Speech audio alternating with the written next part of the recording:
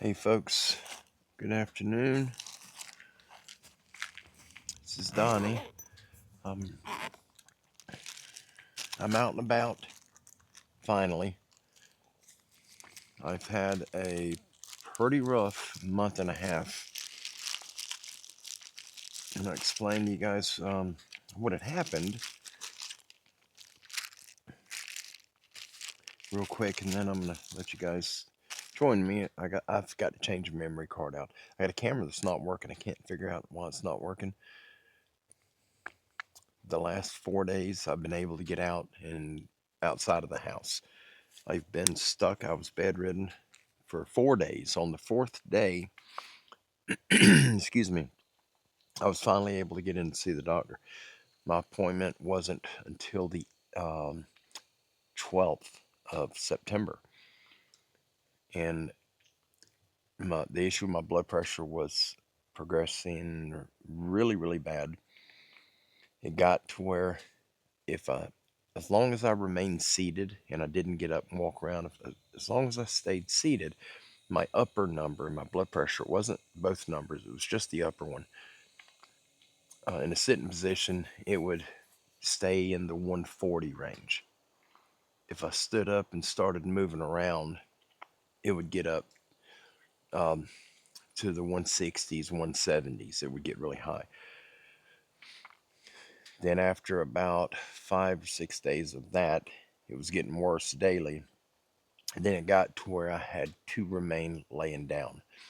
If I sat up in the bed, it would hit 170, 180, and just it's a horrible feeling. It's really, really frightening. You feel lightheaded, like you're going to black out, but you feel like you're in a dream. Um, if you've ever put on someone's glasses, someone who has a really bad eyesight, and they have the real thick glasses, and you put them on, and the way it makes you feel looking through them, that's the way I was feeling. And then my skin would turn real red, and it would start flushing, like it would burn, like I took too much niacin. And it got to where I had to remain in bed. And then it started laying in bed, not doing anything, not getting up. If I went to the restroom, it would skyrocket. And laying flat on my back, it was in the 160s. And I told Kim, I said, I'm not going to make it to my appointment. This is getting too bad too quick. She called the doctor. They got me in the very next morning. We went in. He gave me a new prescription and told me, don't pick this up. You go straight to the hospital. And he gave me some paperwork. Long story short, went to the hospital. They run a multitude of tests. That was my fifth, I think my fifth or sixth trip to the hospital in 4 weeks' time. 5 weeks, I'm sorry. And the doctor, they finally found out all the other trips, they couldn't find anything. They were doing EKGs, all kinds of scans. I did sonograms. Um, all my arteries were scanned through sonogram. Blood uh, blood tests, a bunch of blood work was done. They scanned kidneys, my bladder, my liver, my lungs, my heart, my head, neck. They checked everything. They couldn't find nothing wrong with me. And finally, my doctor sent me to a Sacred Heart hospital. That it's one of the bigger heart places that they mainly focus on people with heart issues. And everything checked out good. My heart's good. No blockages. Just it wasn't adding up, and they finally diagnosed me. And it's a type of hypertension, and it's I don't remember the word, but Kim looked it up to see what that word meant in the medical dictionary, and it means of unknown causes. So I have hypertension of unknown causes, very erratic blood pressure. It could be 127, my top number. 30 minutes later, it'd be 175, and it's really erratic. They the doctor said, I'm going to give you this medication. We're going to get it now, and you need to follow up with your doctor. And I showed him on my phone. When my doctor sent my prescription in, I get a notification from my pharmacy on my phone what he sent in. And so I pulled it up and showed it to him, and he prescribed the exact same medication. And so they were the two, my doctor and the one at the hospital, the heart specialist, were in agreement on the same thing. They both believed that I needed the same medication. So he gave me a dose at the hospital. I was feeling a little better, but still had that very weird, dreamy feel. And I couldn't walk far. It was horrible. Got home the next day. I was able to get up, sit in the kitchen, move around, and my blood pressure it never hit 140, which is insane. It hasn't, it, my average 140. And anyway, they got it straightened out. And now the more that I do, the lower my blood pressure is, which is, I feel, I don't feel normal, but I feel great compared to how I have been feeling. And I think the only reason that is due to all of you guys and gals that have been praying for me and sending healing energies and vibes my way. Thank you tremendously. I honestly cannot thank you enough for what all of you have done for me. Thank you. Please, if you don't mind, please keep me in your prayers. I'm not out of the woods yet with whatever's going on with me, but hopefully I will be soon. All right, I'm going to tell you what I'm going to do. I got to go over here and I'm going to check this trail camera. I put it up a little while ago. It wasn't working. It had like 60% battery life when I put the camera up. It won't even come on. So I changed batteries out. It still wasn't coming on. So I'm going to try the memory card. I'm going to try to change it again. And I'll bring you guys along with me. And we're going to walk right over here. What I've done, I put out a concoction that I made out of cranberry flavored jello mix, sweet feed, uh, cane syrup, cane sugar, iodized salt, and sunflower seeds, black oil sunflower seeds. And I made it up. What we're doing, we don't hunt over food. We don't feed deer when they come in to eat, shoot them. Before season starts, which will be October 25th, I think, we're trying to figure out what caliber deer are coming through each hunting area. So we'll put a feed out for them in these our hunting areas. We have cameras up so that we could tell what deer are coming through. We're not looking to shoot young deer. We're not looking to shoot babies. We are very specific in what we're targeting, and so we got to figure out which of these areas they're traveling through. Once we can pinpoint where they're at, then we get a game plan. Opening morning, my oldest daughter, Kirsten, she's going to be hunting with us. That way, she'll know where she needs to go set up. Rosie and I will go set up where we believe we need to be. Kim will set up where she needs to be. And we'll all be sitting in areas that have good, mature deer coming through. And it raises our chances of harvesting a mature animal and not a baby. Um, this feed will be gone. Once they find it, it'll be gone in probably a week. It won't be long, and they'll eat it up. I just put it out today here at this spot, and they should, this time next week, it should all be gone. We have a lot of deer come through here, but there's a lot of young deer, a lot of does, a lot of deer that we're not targeting also come through here. We have a mineral pile about, I would guess, 500 yards from here. It is, that's due north, so it is about east southeast of here, I would guess, that direction.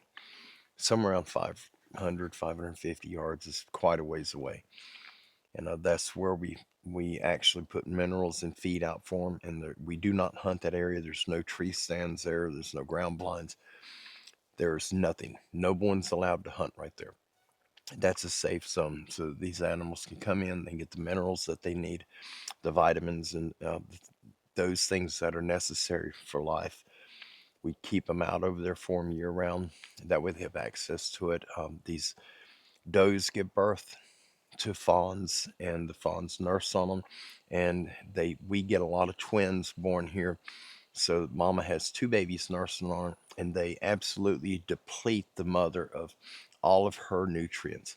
Her nutrition level just bottoms out, and the mothers, they used to look horrible. We've been doing this. We started doing it on the 10 where the house sits when we first got the property 11 years ago, I think 12 years ago, and we've been doing it ever since. We don't hunt on the property where the house is. We don't hunt right there, but we put minerals out for them.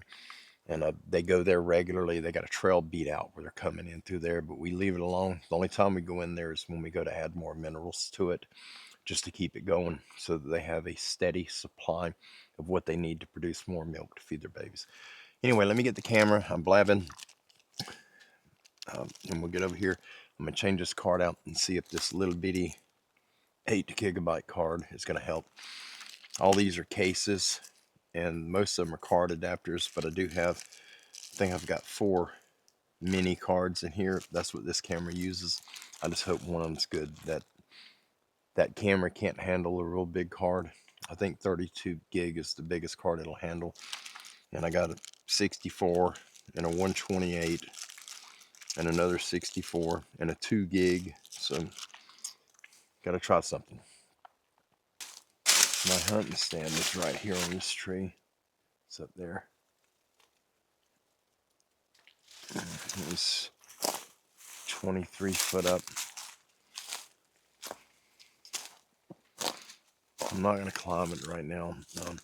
All the flags you guys see down here, the first flag is at 20 yards, 30, and 40. And then right here, again, it's marked 20, 30, and 40. And then over there is another shooting lane, 20, 30, 40, 50, and 60 yards. And I mark them because archery season is first. And sometimes you look down at your phone. We are all guilty of it when we hunt. And you glance up and you've got a buck standing out there staring at you. So you can't grab your rangefinder and pull it up to your eye and range him to see what distance he's at. And so you put these flags out, and with the Raven, the bow that I'm using, it's pretty quick, and so it's fairly simple to look out there. If you know roughly where your 20 and 30 or wherever he's at is, if he's at 35 yards, it's easy to make an adjustment on your sight. There's the mineral pile right there. There's the mix, that stuff that I mixed up for him.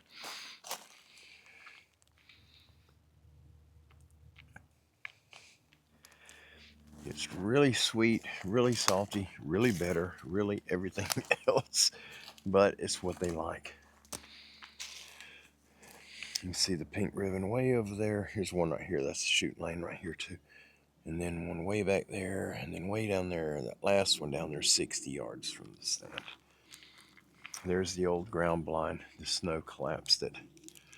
The top of it's torn and the framework's damaged. All right, I am going to attempt to get this thing going, I hope. Oh, it's got moisture all in it. What in the world? Good gracious. I don't think this one's going to work. The lens is absolutely full of moisture. This one had a 32 gig card in it, but the card was good, so I don't know why it's not working. I just swapped it out. It's not working. Dad burn it.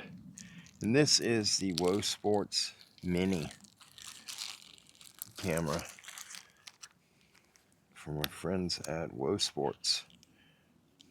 Really good camera.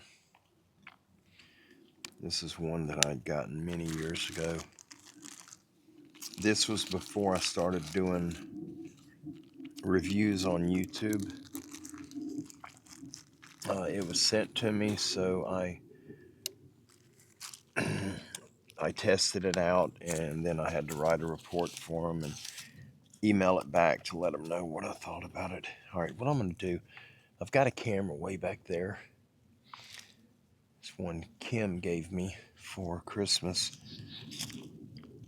Um, I don't even remember when. I think it was about 2015, 2016. Really good camera. It's a Browning.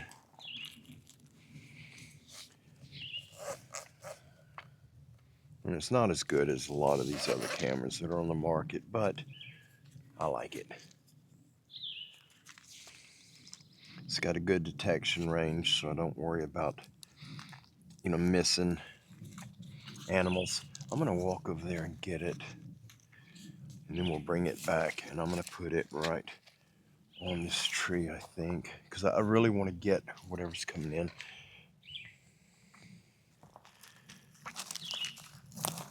So what I'm going to do, turn you guys, you can see where we're going.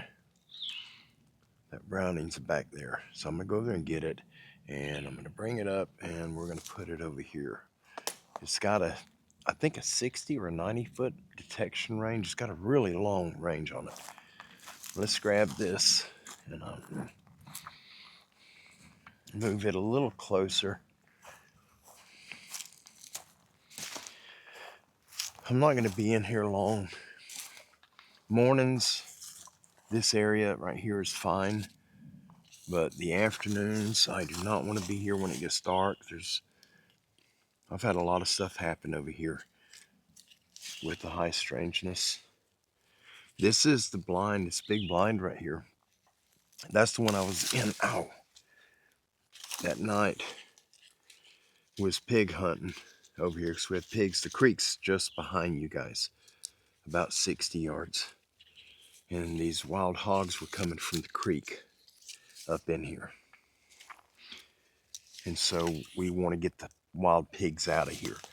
And so I put some slop just about where the camera's sitting now to draw the pigs in. Stuff that the deer won't touch. Had dog food in it and some other junk. And anyhow, I guess I need to turn this off. Something come in behind me.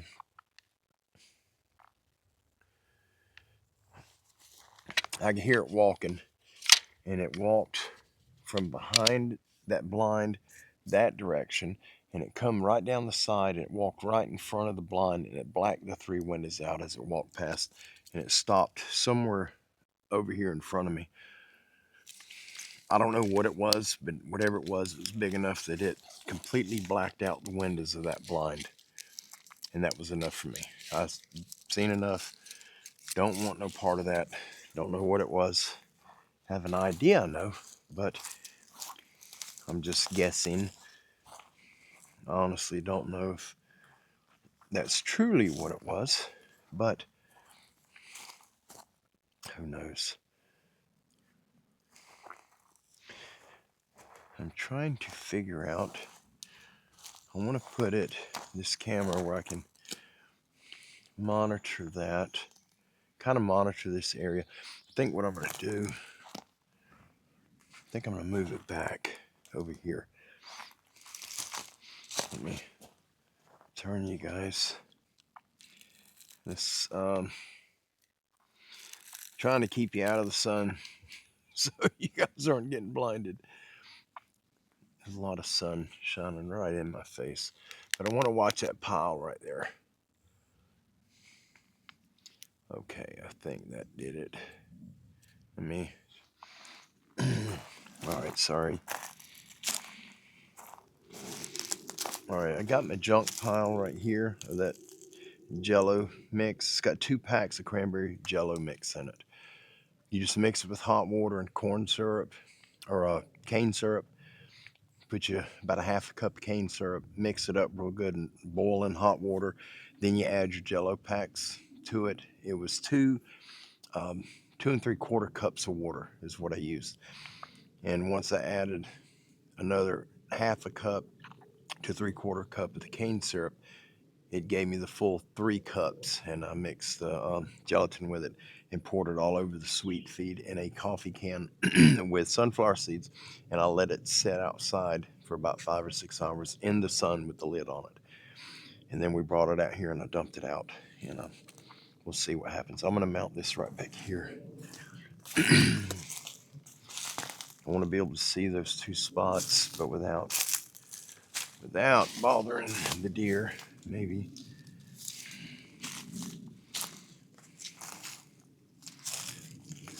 Well,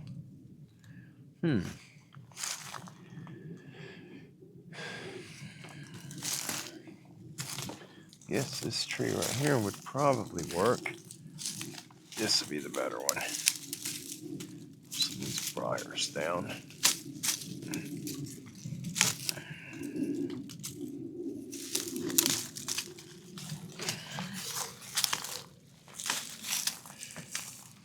Golly, these things are so strong. Gosh, they're a little tiny. They're no bigger than a pencil lead. That's that juniper. Or jasmine, I'm sorry. Jasmine, not juniper. That wild jasmine is crazy. That stuff is strong. Brother Jeff Townsend used to come by and it grows on the ground. And he would get so flustered because they tripped him up. And he was speaking in tongues, and it wasn't the good tongues. He hated that stuff. Okay, I'm just breaking some of this out of the way so that the camera will be able to see those piles a little better. That's all I'm doing right here. Here we go. Okay. I'll make sure we're aiming right. Oh boy, that thing's low. But that's good. It's good where it's at. I just got to tighten it. This camera is adjustable as far as you can angle it. It's got its own mounting system, and so you can tilt it. And okay, let me check. Make sure I got this right, and then we're going to go back. Looks pretty good. We're going to go back and put a lock. My daughter Kirsten has a Tacticam cellular trail camera, and we put it up 2 days ago, I think. No, we put it up yesterday. Sorry. And it's near the south end of the property, and that's where all them thieves were coming through, stealing our cameras and our hunting equipment and all that good stuff. And so I just want to make sure they can't steal it. We're good. All right, I'm going to grab you guys, and we're going to head to the floor. Oh, there's a cow ant. I don't know if you guys ever seen a cow ant. Call them cow killers if you go like to Alabama. They are nasty. They're a hornet. I'm trying to stay with him. They're just, oh, them things will light you up. They're so fast. It's a hornet. It's not an ant, even though it doesn't have wings. They get about 2 inches long. Maximum growth. About 2 inches. And their stinger is literally ½ inch to 3/4 inch long. And it's worse than any hornet sting that I can even think of. It's worse than a paper wasp, worse than a red wasp, it's worse than a yellow jacket.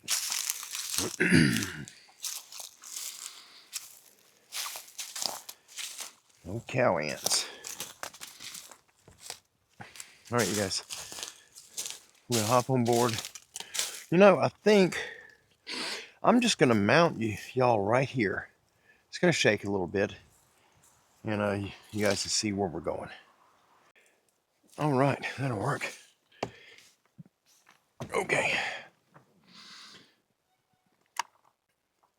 There was a whistle. Well, I almost whistled back. I'm glad I didn't. Let's get out of here.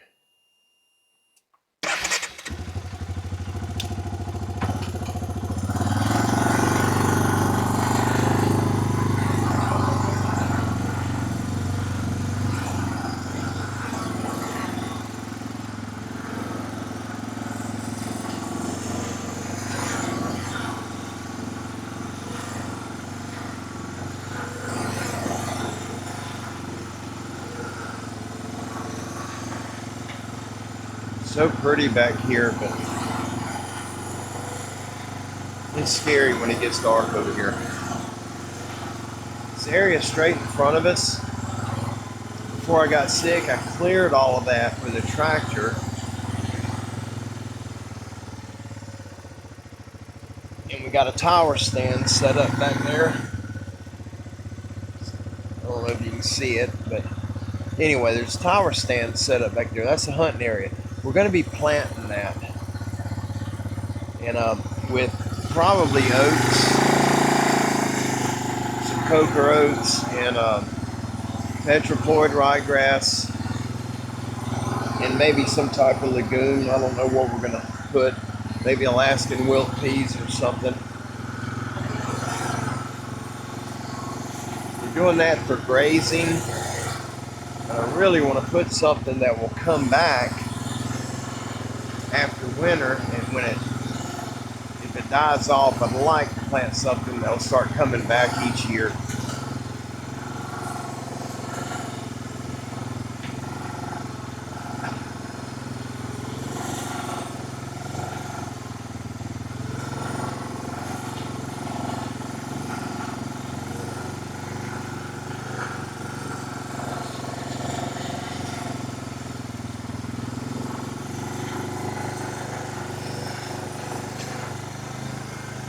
This trail that we're on, this is the East Boundary Trail. You guys, hear me talking about the East Boundary. That's this trail that we're on. It's pretty long.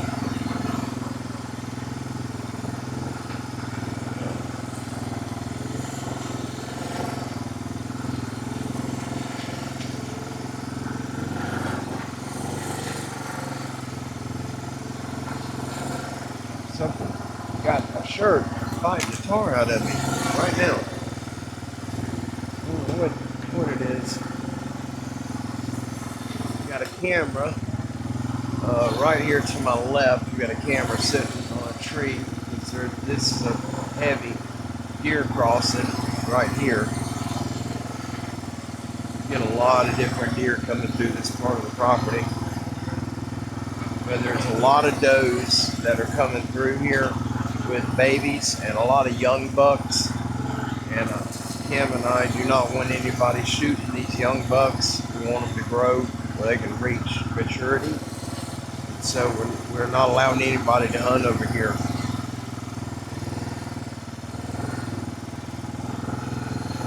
Fixing to turn, and we're going to start heading east. Is that east? Yeah, we'll be heading direct east. And right up here, now this is where the wild pigs were coming from that direction, straight in front of the four-wheeler.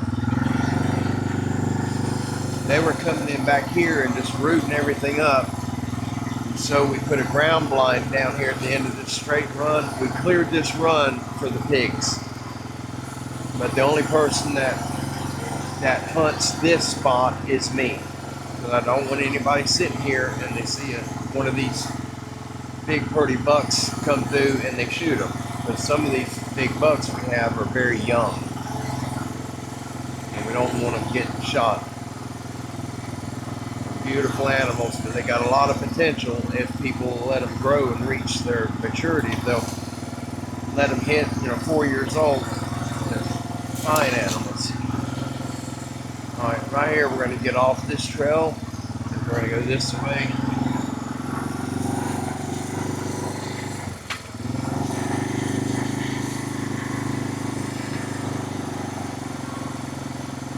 You guys see anything at all that I missed? Anything that I didn't mention, whether you see it or hear it or whatever the case may be, please throw it in the comments. I am not caught up. I have not fooled with my email in probably a month and a half since I started getting sick. And I'm so far behind. I won't never get caught up. And that's just being honest. I don't think I'll get caught up anytime soon. I got so much I got to catch up on. All right, we're turning off of this trail. Now we're going this direction. This is not a follower trail. This is the entrance trail coming to my daughter's hunting stand. It continues straight that direction. We're just going to pull over here to the right and we're going to park.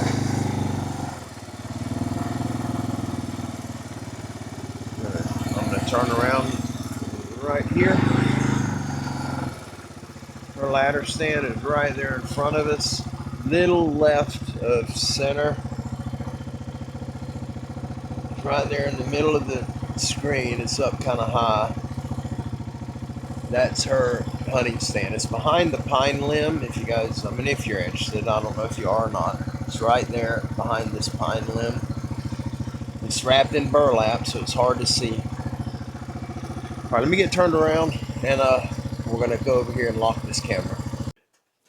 All right, I'm going to grab this lock out of here. We got to go put this up on another stand.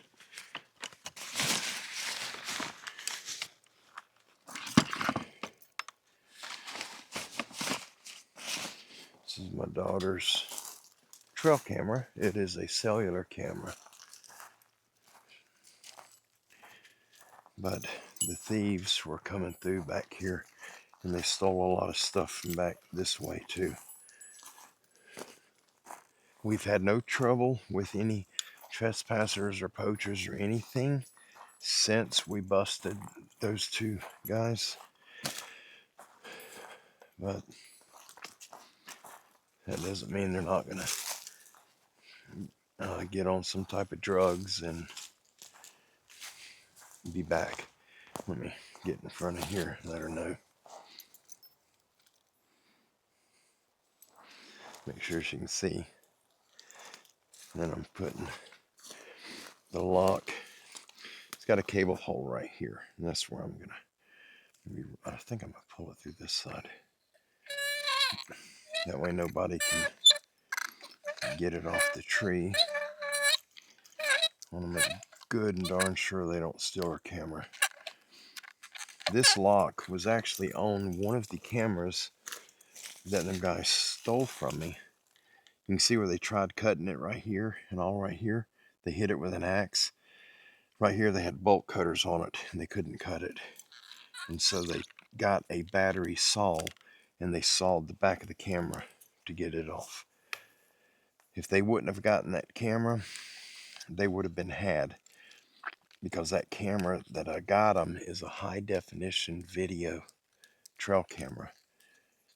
And it's another one that Kim had bought me one year. I wanted them, but they were just so expensive I couldn't do it. And she ended up doing some side work and she made some extra money and she bought the camera for me, which is awesome. It's got a cut mark right there, but that's enough. I'm not going to pull the cut in. I'll turn the key, cannot be pulled out. Now I just got to get the key out of it. Oh, I turned it too far, I think. Or did I not turn it enough? Let's see. No? Is it?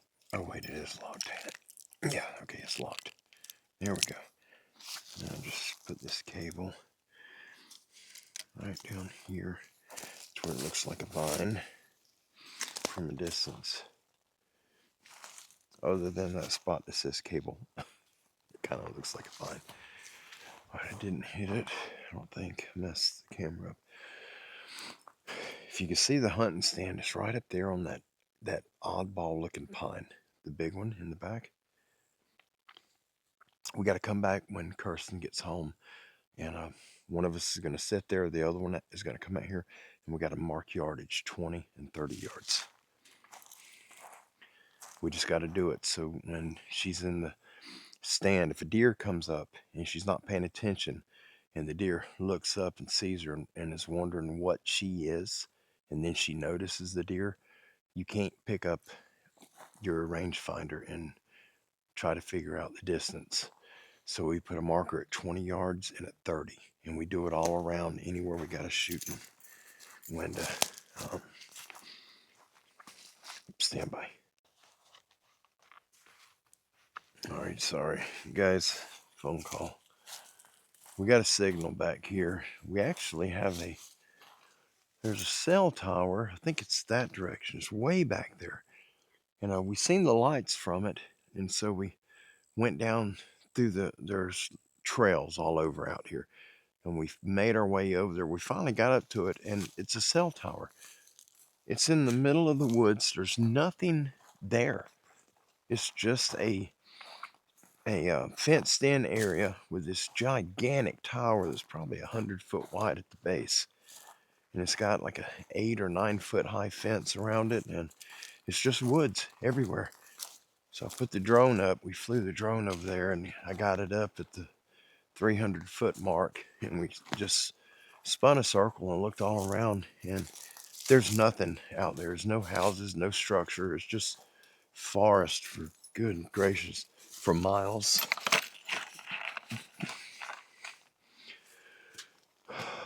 Well, I really want to range that today, but all right, we got to go to another stand. We're going to take the trail we come in to here on. We'll pull out, we're going to take a ride, and we're going to go to this other stand. I got to get that burlap put up. So let's do that. All right, here we go.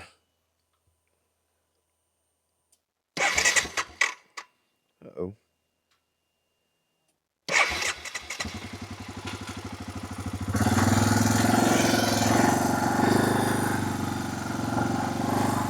It's just about time to do a tune-up on the four-wheeler, I guess.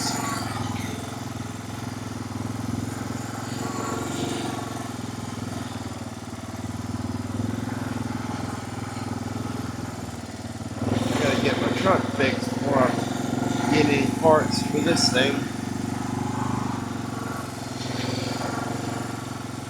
Gotta get a MAF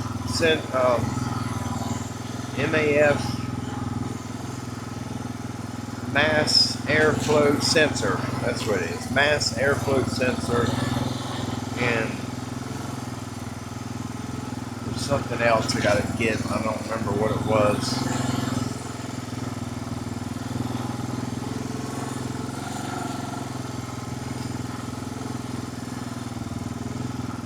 We're gonna go to this other stand down here. I can drive right up to it.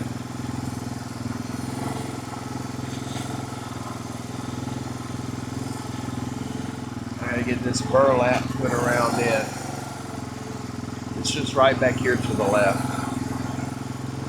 I think my turn is right here. It goes back there. I think I keep passing it by accident. I'm gonna look for it. It's supposed to be right here. Oh, it's right there. I see it. I see it. Right here. I gotta back up a little bit. And when we get in here, you guys, please pay attention. Back around us. This is the stand that I'd come in here and there'd be a rock laying on top of it. right here in front of us. It's just like a piece of limestone rock or marble rock or I don't know what kind of rock. It's been 4 or 5 of them so far.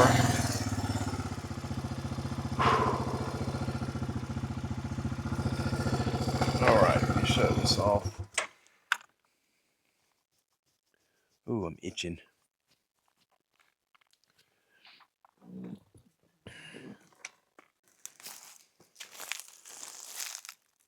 A lot of briars in here. Make sure there's no hornet bugs on that thing.